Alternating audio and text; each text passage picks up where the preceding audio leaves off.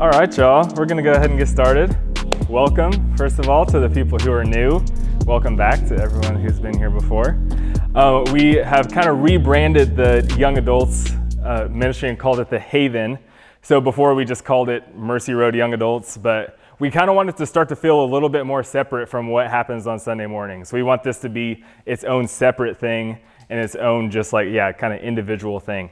And the reason that we called it The Haven is because we really want it to be a safe space for us to be able to have some different conversations, to be able to talk about doubts, to be able to talk about struggles and things that we have. I know a lot of the Bible studies that I grew up in did not have that culture. Like they really felt like you had to go in and you better know your Bible and you better know the right answer to all of these different questions. And so then if I was struggling with something, or if I maybe knew the Bible verse, but it was something that I was doubting or trying to kind of wrestle with, I didn't feel like I could say anything. So what we want it to be is that I'm going to do a message on the front end. We're going to have some time to just kind of reflect and pray or whatever we want after that for a couple minutes. And then I just want to open it up for discussion and we can all just share what we're thinking, what we're processing through. So what I want to talk about today, title of it is Don't Settle for a Counterfeit.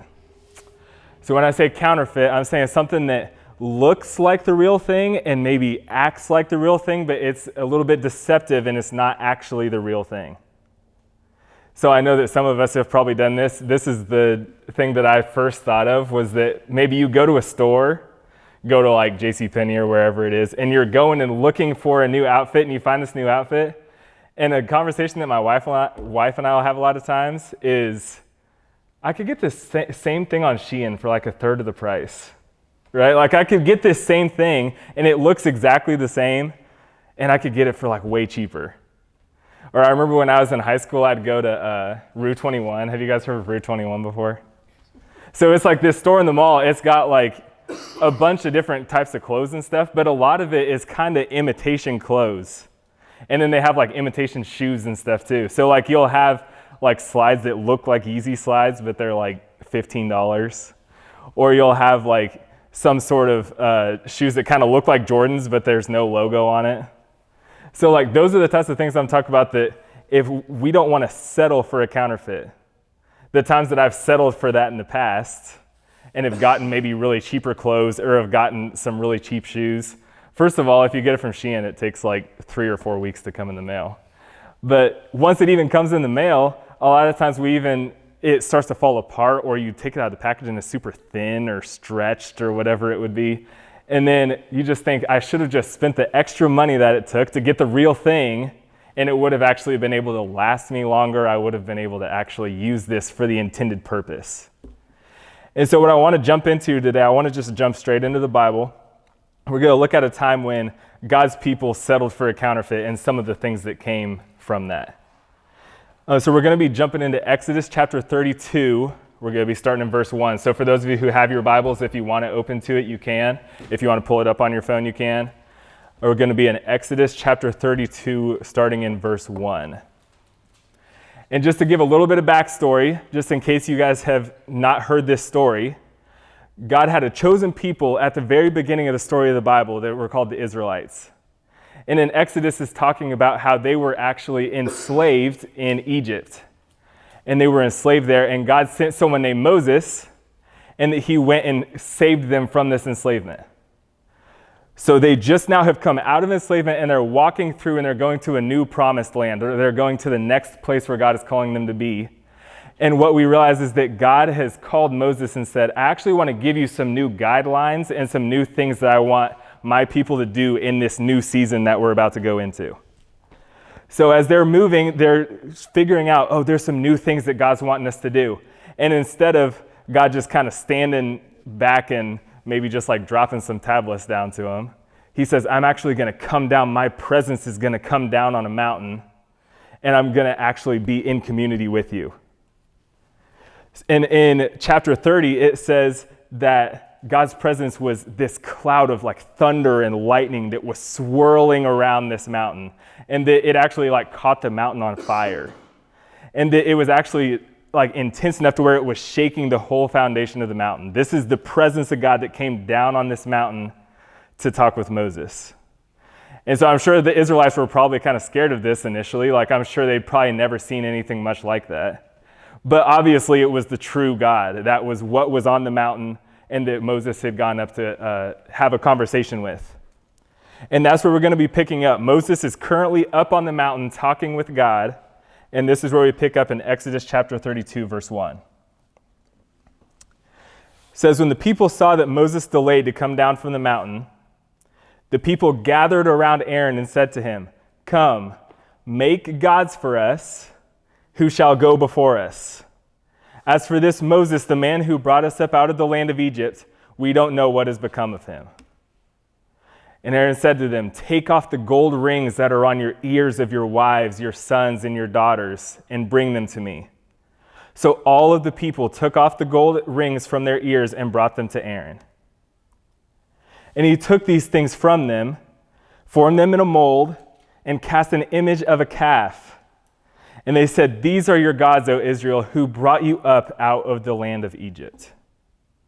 And when Aaron saw this, he built an altar before it. And Aaron made a proclamation and said, "Tomorrow shall be a festival to the Lord." And they rose up early the next day and offered burnt offerings and brought sacrifices of well-being. And the people sat down to eat and drink and rose up to revel. So what we see in this, and what probably sticks out to you similarly that it does to me, is I think, now how, like when the physical representation of God is currently on the mountain, could they want to turn around and make their own God over to the side? And like how when they're seeing this huge swirl of thunder and lightning up on the mountain, how do they turn around and just make this little calf off to the side and say that this is their God? And I think part of the reason why they did that is because they had lost this sense of peace that they had because they lost their control. And that they were looking up at that mountain and they were going, you know what, I can't control that. That actually probably is going to control me. That actually probably has the power to tell me what to do. So then I'm going to kind of turn over here to the side and I'm going to make my own that I feel like I can have some peace because, okay, this is something I can control.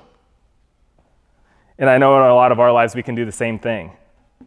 I know that sometimes maybe we can say, you know what, I know it's not really the person that God wants me to date or be in a relationship with, but maybe they're really attractive or they're really funny, so I'm just going to try it out.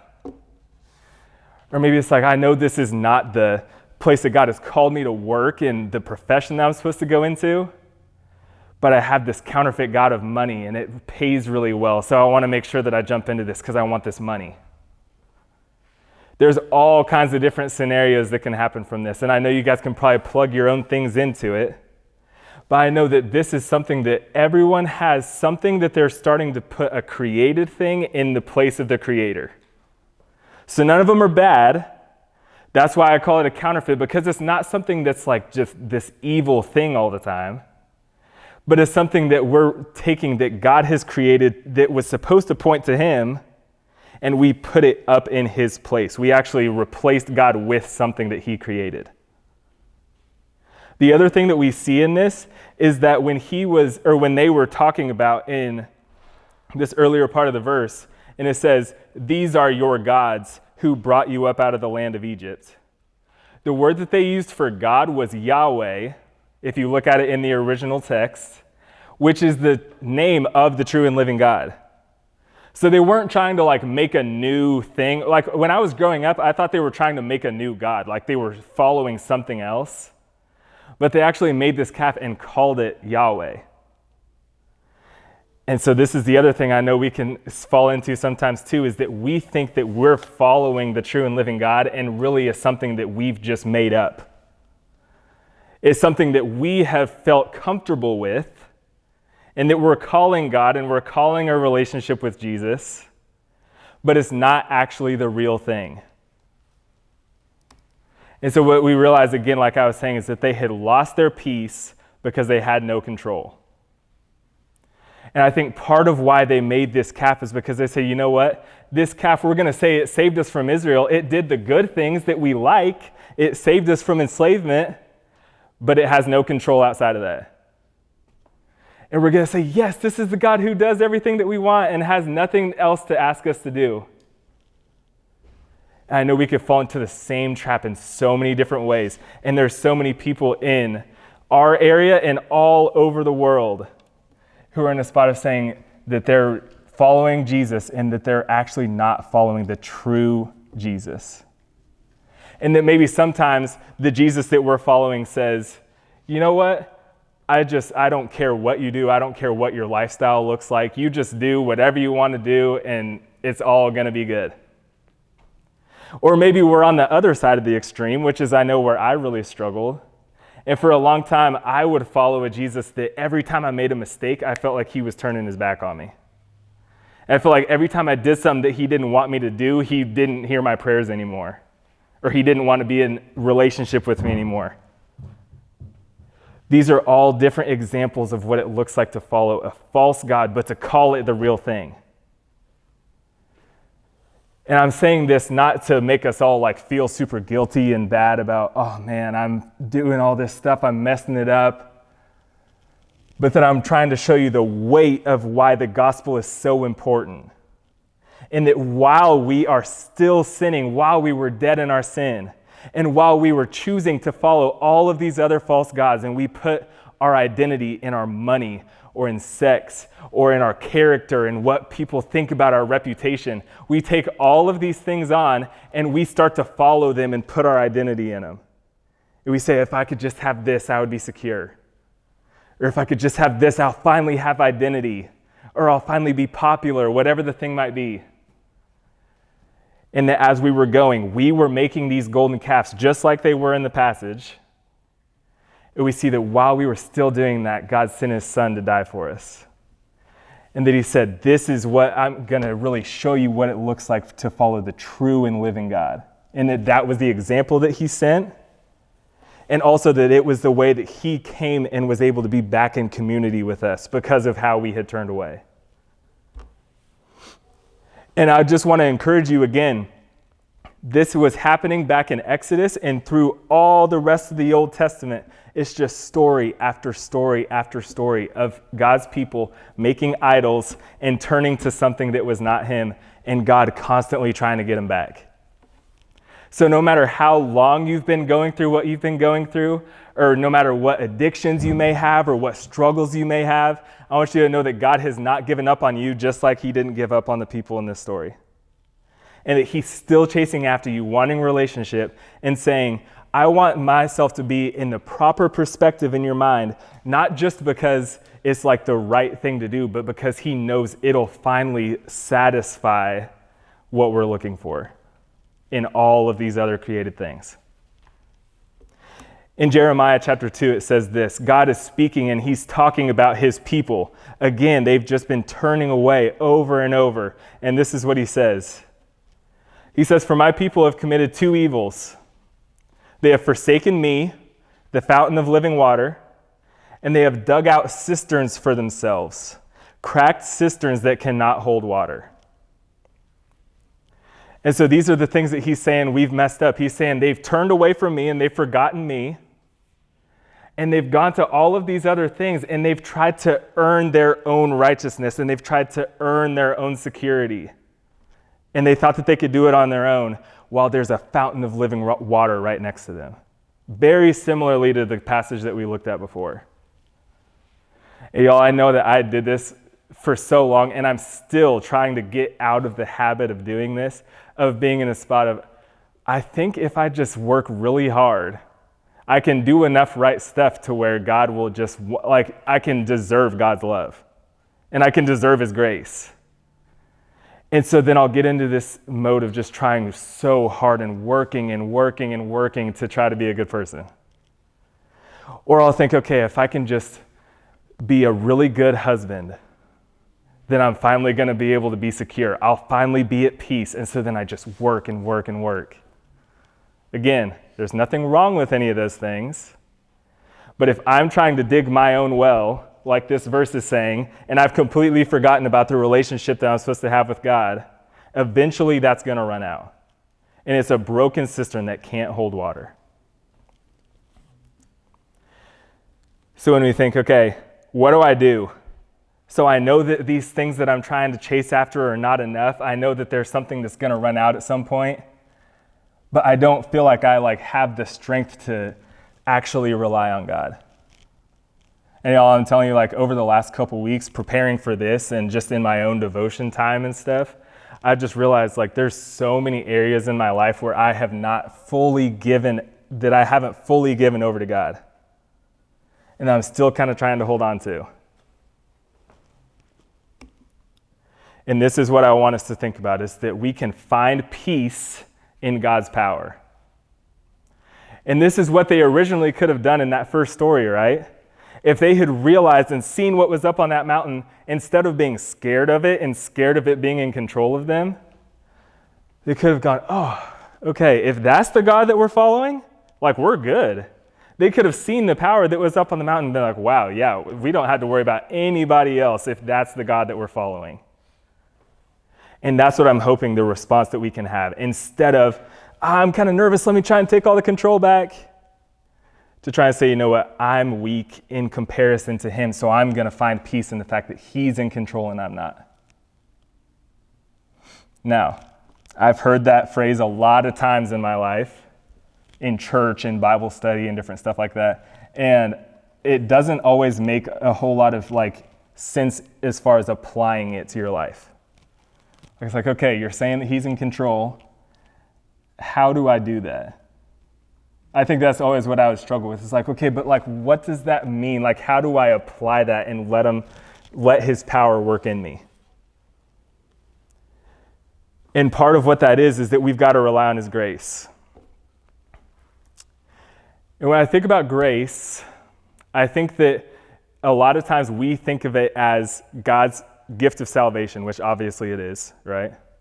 But typically we just think about it in that one direction. We just think about God's grace being a free gift of salvation. But the other piece of what God's grace is it's also his empowerment. It's also the way that we are able to tap into God's power and to be able to experience life change. And what I want us to look at is this verse in 2 Corinthians, where Paul, it says he had this thorn. He calls it a thorn in his side.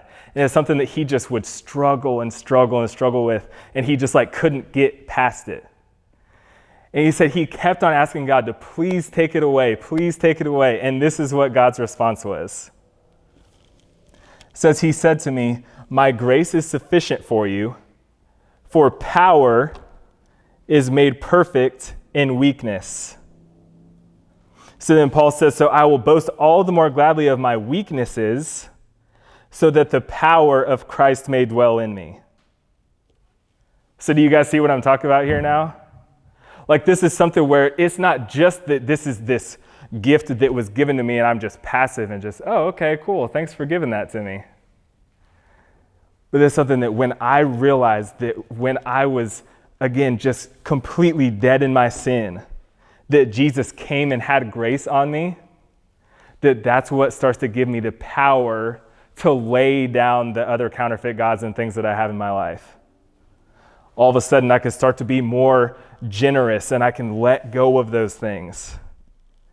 And all of a sudden, I can be just so much less worried about what people think about me because my security isn't in my identity anymore. We can start to just let go and say, you know what, God, I'm going to give this over to you. And now I'm relying on your power and not my power to fix things or to hold things together. So this is how I want to end it, and this is how I want us to start to think about applying it to our lives. The more that you guys come here, the more that you'll see I'm just like really about application. That's always my big thing. I just think like it's cool for me to get up here and say a bunch of stuff, but like if I don't have something to do like on my way home or like tomorrow, it's just like not helpful. So this is the first thing. We've got to ask God to search our hearts. Because a lot of these areas where we have counterfeit gods and things, sometimes we can't even see that it's there. And that like I'm 27 years old and I'm still realizing things that I've been putting in the place of God that I never even noticed it was there. In Psalms 139, it says, search me and know my thoughts and let me know if there's any wrong way in me. So that's the first thing we got to do. We got to say, God, where are the places that I'm finding my security or identity or all of these other things in other things? And the second thing is we've got to repent. We've got to say, God, I'm sorry that I've done that. If it's something you were aware of or that you weren't aware of, it's something that we've got to take to God and say, you know what, I know it was wrong. Please forgive me for that. And that then when we realize that God's had grace on us, that even though we've had all these different things, that he still came and saved us and that he loves us and wants a relationship, then we can start to rely on God's empowerment and we can start to go to war against some of these things. And we can start to fight against the temptation to rely on these other things. And obviously, Jesus was a perfect example of fully relying on his Father. And he fully relied on the power that he had. And that when, again, we were going to all of these other idols, that Jesus said, you know what, I'm actually going to go, I'm going to save them from this. And that part of what Jesus' job was that when he came, he was pointing us back to the Father. And he was saying, look, all of these things that you guys have set up and that you think is following God, it's not. This is what it really looks like. And he started to point us back away from our idols and to the Father. But we had a false God in our minds of what the Messiah was going to look like. And so we thought, okay, this Messiah is going to come. He's going to just take over the government. He's going to take down all of our enemies. And he's going to just force everyone to do things the way that we want him to do it. That was the false God that they had in their minds. But then Jesus came and he started loving their enemies. And he started to actually hang out with them and say, you know what, I'm actually here for them even more than anyone else, because I'm here for the ones that know that they're sick. And he started to go and heal and do all of these different things that they didn't think he was going to do. And the false God and the counterfeit God that they had in their minds was so intense that they killed him, because they said, there's no way this is the true God. There's no way. And so they killed him. But then obviously he was raised from the dead after that. He separated himself from the Father so that we could be brought back into right relationship with him. And like in that story, we see that Moses was the only one that was able to go up on the mountain, right? Everyone else had to stay down. But after Jesus died and separated himself from the Father on our behalf, it says the veil was torn, which means now we are all able to go up the mountain. We're able to be in relationship with God, and we can hear from him and be in relationship with him. And part of what's so hard to hear sometimes is that I know there's those of us who feel like we just go and hear from maybe a pastor on a Sunday who went up on the mountain, when we could be going up on the mountain ourselves. That like Jesus came and died so that we could go up on the mountain, but then we think, you know what, I'm just going to kind of do my own thing during the week, and then hopefully whatever the pastor heard when he went up on the mountain applies to me. Hopefully that's not the cycle that we stay in. And that we realize if Jesus died in order for us to be able to go up the mountain, that we'll go up to. But also that as Jesus raised from the dead, it says he raised with all power in his hands. That he went and said, you know what, all of these other idols, there's none of them that could do what I just did for you. But that he also took that power that raised him from the dead, and he said that we now get to have that same power. And that he's given us that power not just so that we can wield it for our own gain, but that he said, you know what, you're going to actually need this power in order to put to death things in your life that are not like me. So we've got to start to sit and think, how badly, first of all, do we want to be in relationship with the true and living God? How much are we relying on the grace that Jesus has given us? And do we really trust that if we can let go of the control, that God's gonna be able to take care of us, and that his power is enough?